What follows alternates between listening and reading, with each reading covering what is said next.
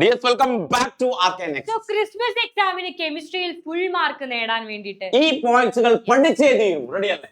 മക്കളെ നോക്കുക, ആദ്യത്തെ ചാപ്റ്റർ കോർഡിനേഷൻ കോമ്പൗണ്ട്സ് ആണ്. കാരണം നിങ്ങൾക്കറിയാം ഏറ്റവും അധികം വെയിറ്റേജ് ലഭിക്കുന്നത് സെക്കൻഡ് ടേമിലെ ചാപ്റ്റേഴ്സിനാണ്. അപ്പൊ ആദ്യം അതിന് പ്രയോറിറ്റി കൊടുക്കുക അല്ലെ. നിങ്ങൾ ഒരു ഈസി ആയിട്ട് മാർക്ക് വാങ്ങാമെന്ന് കരുതുന്ന ചാപ്റ്റർ ആണ് കോർഡിനേഷൻ എങ്കിൽ ഈസി ആയിട്ട് വാങ്ങാൻ പറ്റുന്ന ചാപ്റ്റർ അല്ല കോർഡിനേഷൻ. അപ്പൊ ആദ്യം ഡബിൾ സോൾട്ടും കോർഡിനേഷൻ കോമ്പൗണ്ടും തമ്മിലുള്ള ഡിഫറൻസ് ആണ്. കഴിഞ്ഞ എക്സാമിന് ചോദിച്ച ചോദ്യമാണ്. അപ്പൊ ഡബിൾ സോൾട്ട് ഇമ്പോർട്ടന്റ് അല്ല നിങ്ങൾ കരുതും, പക്ഷെ കഴിഞ്ഞ വർഷം ചോദിച്ചു, എല്ലാവരെയും ഞെട്ടിച്ചുകൊണ്ട് ആ ക്വസ്റ്റ്യൻ വന്നു. Differentiate double salt and coordination കോമ്പൗണ്ടുകളുടെ നോമൻക്ലേച്ചർ ചോദിക്കും. അതേപോലെ അവിടെ ലിഗാൻസും കാര്യങ്ങളും, എന്താണ് ലിഗാൻഡിന്റെ എക്സാമ്പിളും ഒക്കെ നിങ്ങൾ എഴുതേണ്ടതായിട്ടുണ്ട്. IUPAC നോമൻക്ലേച്ചർ ഇല്ലാതെ ക്വസ്റ്റ്യൻ പേപ്പർ പ്രിന്റ് ചെയ്യില്ല. ക്രിസ്മസ് എക്സാമിന് ക്വസ്റ്റ്യൻ പേപ്പർ പ്രിന്റ് ചെയ്യില്ല. ഐസോമറിസം വളരെ ഇമ്പോർട്ടന്റ് ആണ്. അതിൽ ജോമെട്രിക്കൽ ഐസോമറിസം സ്ഥിരം ചോദിക്കാറുണ്ട്. അപ്പൊ സ്ട്രക്ചറൽ ഐസോമറിസവും ജോമെട്രിക്കൽ ഐസോമറിസവും. ഹൈബ്രിഡൈസേഷൻ 3 മാർക്ക് ക്വസ്റ്റ്യൻ ആണ്. ഹൈബ്രിഡൈസേഷന്റെ 3 മാർക്ക് ക്വസ്റ്റ്യൻ നിർബന്ധമായിട്ടുണ്ടാവും.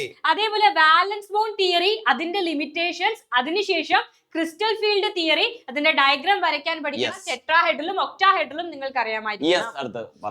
വേർനേഴ്സ് കോർഡിനേഷൻ തിയറി ചോദിക്കും. മെറ്റൽ കാർബണിൽ 2 മാർക്കാണ്. മെറ്റൽ കാർബണിൽ ബോണ്ടിങ് 2 മാർക്ക് ചോദിക്കും. കോർഡിനേഷൻ കോമ്പൗണ്ടുകളുടെ കളറിന്റെ റീസൺ ചോദിക്കും. അതേപോലെ കോർഡിനേഷൻ കോമ്പൗണ്ടുകളുടെ അപ്ലിക്കേഷൻസ് ഏതെങ്കിലും 4 എണ്ണം പഠിച്ചു. Cisplatin, dichloroplatinum 2 use for the treatment of cancer എന്നും ചോദിക്കുന്ന ചോദ്യമാണ്. അടുത്ത chapter haloalkanes and haloarenes ആണ്. ഏറ്റവും കൂടുതൽ വെയിറ്റേജ് ലഭിക്കുന്ന ചാപ്റ്ററുകളിൽ ഒന്നാണ്. കോർഡിനേഷന് കഴിയുന്ന ഒരുപാട് വെയിറ്റേജ് വന്നത്. ആൽക്കൈൽ ക്ലോറൈഡുകളുടെ പ്രിപ്പറേഷൻ ആണ് യൂസിങ് തയോണൈൽ ക്ലോറൈഡ്. അതില്ലാതെ ക്വസ്റ്റ്യൻ പേപ്പർ ഇല്ല. ഫിങ്കൽസ്റ്റീനും സ്വാർട്സും ചോദിക്കും. ഓർഗാനിക് റിയാക്ഷൻസ് ചോദിക്കുമ്പോൾ അതിൽ കൺവേർഷൻസ് ആണ് ഏറ്റവും ഇമ്പോർട്ടന്റ് ആയിട്ട് ചോദിക്കുന്നത്. ക്ലോറൈഡിനെ അയോഡൈഡ് ആക്കി മാറ്റി, അങ്ങനെ ക്ലോറൈഡിനെ ഫ്ലൂറൈഡ് ആക്കി മാറ്റി, അങ്ങനെ ചോദിക്കാറുണ്ട്. SN1 റിയാക്ഷനും SN2 റിയാക്ഷനും തമ്മിലുള്ള ഡിഫറൻസ് ചോദിക്കുക. അതൊരു ടേബിൾ ആയിട്ട് തന്നെ അത് പഠിക്കാതെ പോകണ്ട അല്ലെ. അത് പഠിക്കാതെ പോകണ്ട. സാൻമേയസ് റിയാക്ഷൻ, നെയിംഡ് റിയാക്ഷൻസ് ഓർഗാനിക്കില് വളരെ ഇമ്പോർട്ടന്റ് ആണ്. സോ എല്ലാ നെയിംഡ് റിയാക്ഷൻസും പഠിക്കുക. സാൻമേയസ് വളരെ ഇമ്പോർട്ടന്റ് ആയിട്ടുള്ള ഒരു reaction. Why aryl halides are less reactive towards nucleophilic substitution? ഇന്നും ക്വസ്റ്റ്യൻ പേപ്പർ ഉണ്ടാവുന്ന ക്വസ്റ്റ്യൻ ആണ്. DDTയുടെ സ്ട്രക്ചറും അതേപോലെ ക്ലോറോഫോമും ഫ്രിയോണിന്റെ യൂസസും വളരെ important. Chloroform is stored in colored bottle എന്നൊരു ക്വസ്റ്റ്യൻ ഉണ്ടാവാറുണ്ട് അല്ലേ. Okay, next chapter alcohol, phenols and ethers ആണ്. ആദ്യത്തേത് ആൽക്കഹോൾസിന്റെയും ഫിനോൾസിന്റെയും ഒക്കെ നെയിമിംഗ് പഠിക്കണം. നോമൻക്ലേച്ചർ ഇമ്പോർട്ടന്റ് ആണ്. ആൽക്കഹോൾസിന്റെയും ഫിനോൾസിന്റെയും ഈതേഴ്സിന്റെയും നോമൻക്ലേച്ചർ പഠിക്കണം. ദെൻ അവരുടെ പ്രിപ്പറേഷൻ ആണ് വരുന്നത് അല്ലേ. From aldehydes and ketones preparation using Grignard reagent ചോദിക്കാറുണ്ട്. വളരെ ഇമ്പോർട്ടന്റ് ആയിട്ടുള്ള ചോദ്യമാണ്. അതേപോലെ ലൂക്കാസ് ടെസ്റ്റ് എന്താന്ന് ചോദിക്കാറുണ്ട്. ലൂക്കാസ് റിയേജന്റ് എന്താന്ന് ചോദിക്കാറുണ്ട്.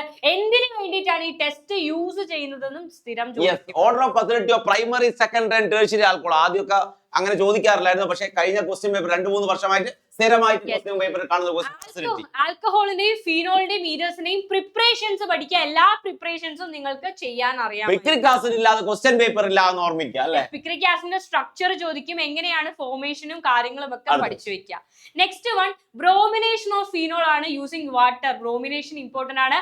ഫീനോളിന്റെ എല്ലാ റിയാക്ഷൻസും ഇമ്പോർട്ടന്റ് ആണ്. അത് ഒരൊറ്റ reaction, Kolbe's reaction, Williamson synthesis reaction with HI. അതായത് ഈ 2 ക്വസ്റ്റ്യൻ പേപ്പർ വില്യംസൺ സിന്തസിസും റിയാക്ഷൻ വിത്ത് HI. ഇത് രണ്ടും പഠിച്ചേ തീരും.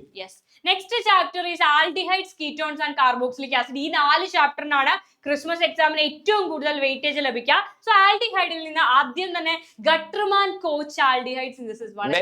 ബെൻസാൽഡിഹൈഡ് പ്രിപ്പയർ ചെയ്യുക എങ്ങനെയാണെന്ന് ചോദിക്കും. Gattermann coach aldehyde synthesis. മക്കളെ ഏറ്റവും കൂടുതൽ നെയിംഡ് റിയാക്ഷൻസ് ഉള്ള ഒരു ചാപ്റ്റർ ആണ്. ഇറ്റാഡ് പഠിക്കണം. സ്റ്റീഫൻസ് റിഡക്ഷൻ ഉണ്ട്, റോസൻമൻസ് റിഡക്ഷൻ ഉണ്ട്, ക്ലെമൻസൺസ് റിഡക്ഷൻ ഉണ്ട്, വോൾഫ് കിഷ്ണർ റിഡക്ഷൻ ഉണ്ട്, കന്നിസറോ റിയാക്ഷൻ ഉണ്ട്, ആൽഡോൾ കണ്ടൻസേഷൻ ഉണ്ട്, HVZ റിയാക്ഷൻ, എൽവാർഡ് സെലിൻസ്കി റിയാക്ഷൻ അല്ലേ. Boiling point of carboxylic acid, അത് ആൽക്കഹോൾ എടുത്താലും അവരുടെ ബോയിലിംഗ് പോയിന്റ്സുകൾ ഹൈഡ്രോകാർബണിന്റെ ആണെങ്കിലും കമ്പാരിസൺ സ്ഥിരമായിട്ട് ഇങ്ങനെ തന്നെയാ ക്വസ്റ്റ്യൻ ഉണ്ടാവുക. Carboxylic acid having higher boiling point than alcohol even though both having hydrogen bond. രണ്ടിലും ഹൈഡ്രജൻ ബോണ്ട് ഉണ്ട്. എന്നിട്ടും കാർബോക്സിലിക് ആസിഡിന് ബോയിലിംഗ് പോയിന്റ് കൂടുതലാണ്. അപ്പൊ അവരുടെ എല്ലാവരുടെയും പ്രിപ്പറേഷനും അതേപോലെ ഫിസിക്കൽ പ്രോപ്പർട്ടീസും കെമിക്കൽ റിയാക്ഷൻസും യൂസസും വളരെ ഇമ്പോർട്ടന്റ് ആണ്. പഠിച്ചു ഓർഗാനിക് പഠിച്ചാൽ തന്നെ നിങ്ങൾക്ക് ഫുൾ മാർക്ക് അടിക്കാം. അപ്പൊ ഇത്രയും പോയിന്റുകൾ ആദ്യം തന്നെ പഠിച്ചു വെക്കുക.